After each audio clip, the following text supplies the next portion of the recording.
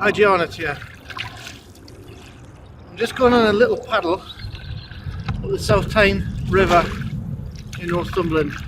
It's the first time I've done this. I attached my camera, my quite expensive camera, to the front of the canoe, and the reason I thought it would be good to do this out of doors rather than indoors is because, yes, I'm talking about environment.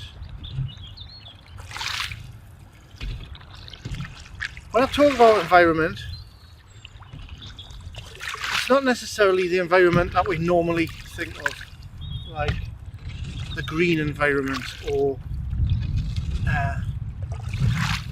environmental awareness and things like that. When I talk about environment, and I think about it in terms of change work, coaching, therapy,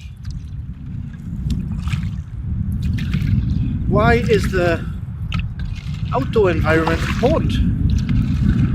Well, first of all, sometimes if we're learning in a training room or a classroom, it's a bit boring.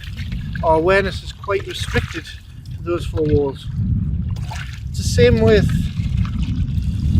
it's the same with clinical settings. If somebody's got a health problem, psychological, emotional, then the clinic itself can be quite sterile and not very conducive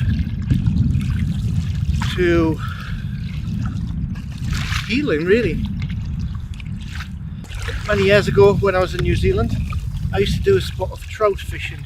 I used to catch these lovely colourful rainbow trout on Lake Wanaka and the Clutha River, and they were so vibrant I was quite shocked at how bright they were. Then when I moved to another environment, which was quite a glacial environment, there was a lot of rock flour in the water. Rocks were getting ground up and the water was very cloudy because it was glacial water, it was a glacial river, and we used to fish there after work, and this was in Mount Cook in New Zealand. And when we pulled those fish out of the water and you bit into them, it was a bit like biting into a sandwich when you're at the beach. It was gritty and they were thick with mud. You could taste it when you were eating them. So this is quite a good metaphor, learning really, for learning about how environment affects us. Many people in the NLP community or Three Principles community, modern self-help, believe that everything changes from the inside out, and to a large part it does.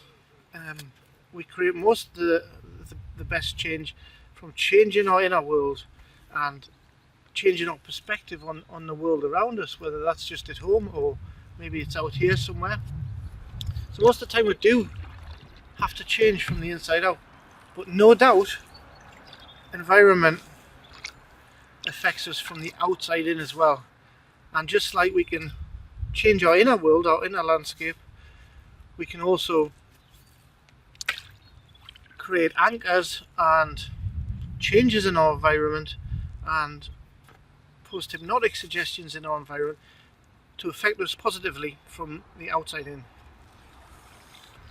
So I recently saw a program on TV with Professor Brian Cox, and he said something to the effect of that in nature, the ones that adapt to their environments are the ones that prosper.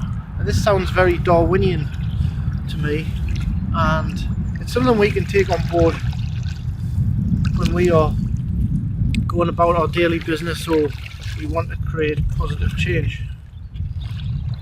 So we have to adapt to different environments. We can also change the current environments we live in just by painting our room, just by putting some flowers in, paying attention to the small details, enjoying simple things around the house, like even cleaning the toilet. Something as mundane as that can make a bigger impact from our inner environment, our inner landscape, but also the outside environment which we live in. So ultimately, to be in balance, what we want is some kind of unification between our inner environment and our outer environment.